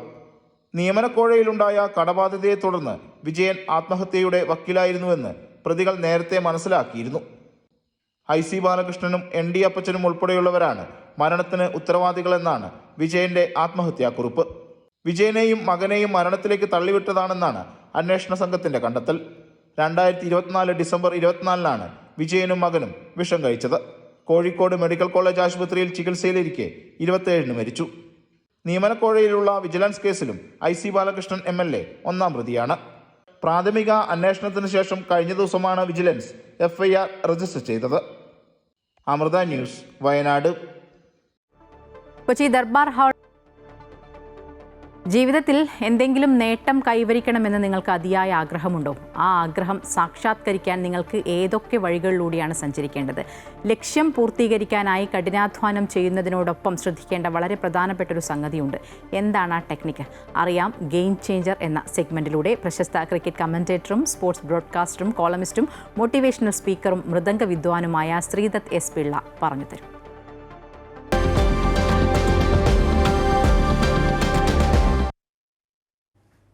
കുറേ വർഷങ്ങൾക്ക് മുമ്പ് ഒരു നാഷണൽ സ്പോർട്സ് കോൺക്ലേവ്, അതായത് ഇന്ത്യയിലെ തന്നെ ആദ്യത്തെ സ്പോർട്സ് കോൺക്ലേവ്, അതായത് ഫുള്ളി ടെലിവൈസ്ഡ് ആയിട്ടുള്ള സ്പോർട്സ് കോൺക്ലേവ്സിലൊന്ന് ആങ്കർ ചെയ്യാൻ, അതൊരു ലീഡ് ആങ്കറായിട്ട് അത് ചെയ്യാനുള്ളൊരു വലിയൊരു അവസരം എനിക്കുണ്ടായി. അപ്പോൾ അന്ന് രാവിലെ മുതൽ വൈകുന്നേരം വരെ ഞങ്ങൾ അവിടെ ഉണ്ടായിരുന്നു. സ്റ്റുഡിയോയിൽ ഇഷ്ടംപോലെ സ്പോർട്ടിംഗ് ലൂമിനറീസ്, അതായത് ഇന്ത്യൻ സ്പോർട്സ് രംഗത്തെ പല അധികായരും വന്നൊരു സ്ഥലമായിരുന്നു. അത് വെയ്റ്റ് ലിഫ്റ്റിങ്ങിലുള്ളവരുണ്ട്, ഷൂട്ടേഴ്സ് ഉണ്ടായിരുന്നു, ക്രിക്കറ്റേഴ്സ് ഉണ്ടായിരുന്നു, ഹോക്കി ഗ്രേഡ്സ്, പല ആൾക്കാരും പല സ്ഥലങ്ങളിൽ നിന്നാണ്. പല ഏജ് ഗ്രൂപ്പിലുള്ളവരുണ്ട്, പഴയ ലെജൻസ് ഉണ്ട്, ഇപ്പോൾ കുറച്ചുകൂടെ യങ് ആയിട്ടുള്ള ആൾക്കാരുണ്ടായിരുന്നു, കണ്ടംപററി റിട്ടയർമെൻറ്റ് ചെയ്തവരുണ്ട്, ഇങ്ങനെ കുറേ പേരുണ്ടായിരുന്നു. അവരുടെ സ്റ്റൈൽസ് വളരെ വ്യത്യാസമുള്ളതാണ്, അവരുടെ സ്വഭാവങ്ങൾ പലതും വളരെ വ്യത്യാസമുള്ളതാണ്. പക്ഷേ ഞാൻ അന്ന് അത് കഴിഞ്ഞിട്ട് തിരിച്ചു വന്നു കഴിഞ്ഞപ്പം ഞാനിങ്ങനെ ആലോചിച്ചു, എന്താണ് ഞാൻ അവിടെ നിന്ന് പഠിച്ചത്? ഒരു കാര്യം എനിക്ക് തോന്നി. കാരണം അന്നുണ്ടായിരുന്ന എല്ലാവരും പറഞ്ഞൊരു കാര്യമുണ്ട്. ഒരു രീതിയിൽ അല്ലെങ്കിൽ മറ്റൊരു രീതിയിൽ അവരെല്ലാം ജീവിതത്തിൽ ഒരുപാട് സാക്രിഫൈസുകൾ ചെയ്തവരാണ്, ത്യാഗം ചെയ്തവരാണ്. ഈ ഒരു സ്റ്റോറി നിങ്ങളെല്ലാവർക്കും കേട്ടിട്ടുണ്ടാവും. 2012 IPL കഴിയുന്നു. IPL കഴിഞ്ഞപ്പോൾ അന്നത്തെ ഒരു പ്രമുഖ താരം വീട്ടിൽ വരുന്നു. വീട്ടിൽ വന്ന് കുളി കഴിഞ്ഞതിന് ശേഷം കണ്ണാടിയിൽ നോക്കുമ്പോൾ അദ്ദേഹത്തിന് തന്നെ തോന്നുകയാണ്, ഞാനൊരു ഇൻ്റർനാഷണൽ അത്ലീറ്റാണ്, ഞാൻ ഇങ്ങനെ ഇരുന്നാൽ മതിയോ? ഞാൻ ഇങ്ങനെ ഇരിക്കുകയാണെങ്കിൽ എനിക്ക് മുന്നോട്ടധികം പോകാൻ പറ്റില്ല. അന്ന് മുതൽ അദ്ദേഹം വളരെയധികം ചേഞ്ചസ് തൻ്റെ ലൈഫിൽ കൊണ്ടിരുന്നു. ഡയറ്റ് ചേഞ്ച് ചെയ്യുന്നു, രാവിലെയും വൈകുന്നേരവും എന്നും ജിമ്മിൽ പോയി വർക്കൗട്ട് ചെയ്യുന്നു. 4-5 വർഷത്തേന് ഒരു ചീറ്റ് മീൽ പോലും കഴിച്ചിട്ടില്ല എന്നാണ് പറയുന്നത്. ഞാൻ പറയുന്നത് വിരാട് കോഹ്ലിയുടെ കാര്യമാണ്, നമ്മൾ ഒരുപാട് കണ്ടിട്ടുള്ള കാര്യമാണ് അല്ലേ. What's the point? The point is, നമുക്കെന്തെങ്കിലും വളരെ അധികം നേടാനുണ്ടെങ്കിൽ, അല്ലെങ്കിൽ നമുക്ക് വളരെ വലിയ ലക്ഷ്യങ്ങൾ നമ്മൾക്കുണ്ടെങ്കിൽ, പലപ്പോഴും നമുക്ക് ആ ഒരു മോട്ടിവേഷനോ ഇൻസ്പിറേഷനൊക്കെ വരുമെങ്കിലും അതിനേക്കാൾ കൂടുതൽ അതിലേക്ക് എത്തിപ്പെടാനുള്ള ശരിയായ വഴിയിൽ കൂടെ സഞ്ചരിക്കുക എന്നുള്ളതാണ് ഇമ്പോർട്ടൻറ്റ്. ഡിസിപ്ലിൻ ഇമ്പോർട്ടൻ്റ് ആണ്. അതുപോലെ തന്നെ സാക്രിഫൈസ്, ത്യാഗം ചെയ്യാനുള്ളൊരു മെൻറ്റാലിറ്റി നമുക്ക് വളരെ വളരെ ഇമ്പോർട്ടൻ്റ് ആണ്. നമുക്ക് സ്വയം ഒന്ന് ചോദിച്ചു നോക്കാം, എന്താണ് നമ്മുടെ ലക്ഷ്യം? ആ ലക്ഷ്യത്തിലേക്ക് എത്താനുള്ള കാര്യങ്ങളാണോ നമ്മൾ ചെയ്യുന്നത്? 2 കാര്യങ്ങൾ ഇമ്പോർട്ടൻ്റ് ആണ്. What are you willing to do, അതായത് നമ്മൾ എന്ത് ചെയ്യാൻ തയ്യാറാണ്, and what are you willing to give up, നമ്മൾ എന്ത് ഉപേക്ഷിക്കാൻ തയ്യാറാണ്. ഒരു വലിയൊരു ലക്ഷ്യം വെച്ചുകൊണ്ട് നമ്മൾ 6 മണിക്കൂർ 7 മണിക്കൂറൊക്കെ സോഷ്യൽ മീഡിയയിൽ റീൽസ് കണ്ടുകൊണ്ടിരുന്നാൽ, നിങ്ങളുടെ ഉദ്ദേശം റീൽസ് ഉണ്ടാക്കി അതുപോലെ ഫോളോവേഴ്സ് കൂട്ടുകയാണ്, അതൊരു സക്സസ്സിനൊരു മാനദണ്ഡമാണെങ്കിൽ ഓക്കെ. അതല്ലെങ്കിൽ അത് നമ്മുടെ ലൈഫിലേക്ക് അധികം കോൺട്രിബ്യൂട്ട് ചെയ്യുമെന്ന് എനിക്ക് തോന്നുന്നില്ല. Use it as a source of entertainment. It's fine. ഇൻഫോർമേറ്റീവായിട്ടുള്ള കാര്യങ്ങളുണ്ട്, ഇല്ലയെന്ന് പറയുന്നില്ല. I'm sorry for saying this. എൻ്റെ ഒരു ബന്ധുവിൻ്റെ വീട്ടിൽ ഞാൻ പോകാറില്ല. കാരണം അവിടെ ചെന്ന് കഴിഞ്ഞാൽ അവർ ഫുൾ ടൈം സീരിയൽ കണ്ടുകൊണ്ടിരിക്കും. വൈകുന്നേരം ഒരു 5-6 മണിക്ക് തുടങ്ങിയാൽ പിന്നെ 10:30 മണി വരെ ആരും അവൈലബിൾ അല്ല. ടെലിവിഷൻ സീരിയൽസ് നല്ലതാണ്, അല്ലെന്നല്ല ഞാൻ പറയുന്ന എൻ്റർടൈൻമെൻറ്റ്. പക്ഷേ എന്നും അഡിക്റ്റഡ് ആയി കഴിഞ്ഞാൽ അതുകൊണ്ട് നമ്മൾക്ക് എന്തെങ്കിലും ഒരു ലക്ഷ്യത്തിലെത്താൻ പറ്റുമെന്ന് എനിക്ക് തോന്നുന്നില്ല. നമ്മൾ ഒരു ലക്ഷ്യമുണ്ടെങ്കിൽ നമ്മൾ എന്ത് ത്യജിക്കാൻ തയ്യാറാണ്. നിങ്ങളുടെ ഹെൽത്ത് ബെറ്റർ ആണെന്നുണ്ടെങ്കിൽ നിങ്ങൾ വർക്കൗട്ട് ചെയ്യണം, അല്ലെങ്കിൽ നിങ്ങളുടെ ഡയറ്റ് കൺട്രോൾ ചെയ്യണം. നിങ്ങളുടെ വെയിറ്റ് കുറയ്ക്കണം എന്നുണ്ടെങ്കിൽ നിങ്ങൾ ഒരു പക്ഷേ എന്നും വർക്കൗട്ട് ചെയ്യേണ്ടി വരും. നിങ്ങളിപ്പോൾ കഴിക്കുന്ന പല കാര്യങ്ങളും കഴിക്കാൻ നിങ്ങൾക്ക് പറ്റിയില്ല എന്ന് വരും. അതുപോലെ തന്നെ ചില കാര്യങ്ങൾ നമ്മൾ നേടാൻ നമ്മൾ ഏറ്റവും കൂടുതൽ ഇഷ്ടപ്പെടുന്ന ചില കാര്യങ്ങളായിരിക്കും നമ്മൾ ത്യജിക്കേണ്ടി വരിക. അതൊരു വളരെ വളരെ ഇമ്പോർട്ടൻ്റ് ആയിട്ടുള്ള കാര്യമാണ്. കാരണം ഇത് രണ്ടും കൂടെ നടക്കില്ല, ഏതെങ്കിലും ഒന്നേ നടക്കുള്ളൂ. So if you are willing to sacrifice, you will reach where you want to reach. ഇല്ലെങ്കിൽ ബുദ്ധിമുട്ടാവും. അങ്ങനെ ബുദ്ധിമുട്ടാവാതിരിക്കട്ടെ, നമുക്ക് അത്യാവശ്യം കാര്യങ്ങൾ ത്യജിക്കാം, നമുക്ക് അതിൽ അത്യാവശ്യമുള്ള കാര്യങ്ങൾ നേടാം. നാളെ കാണാം. Thank you very much.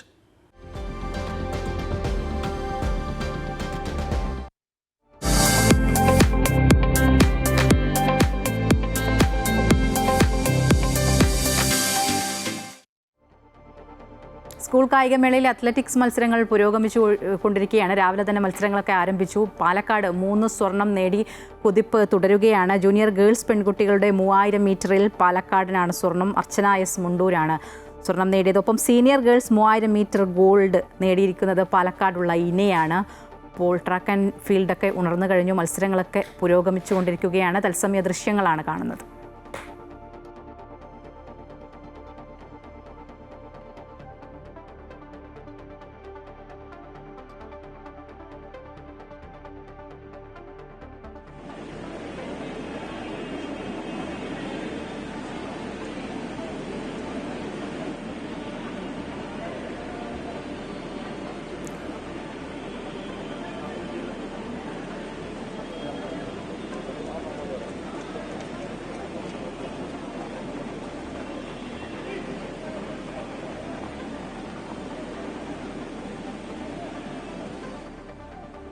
എന്തായാലും കായികമേളയിൽ മത്സരങ്ങൾ പുരോഗമിക്കുകയാണ്. സ്വർണം നേടി പാലക്കാട് കുതിപ്പ് തുടരുകയാണ്. 3 സ്വർണ്ണമാണ് പാലക്കാട് നേടിയത്.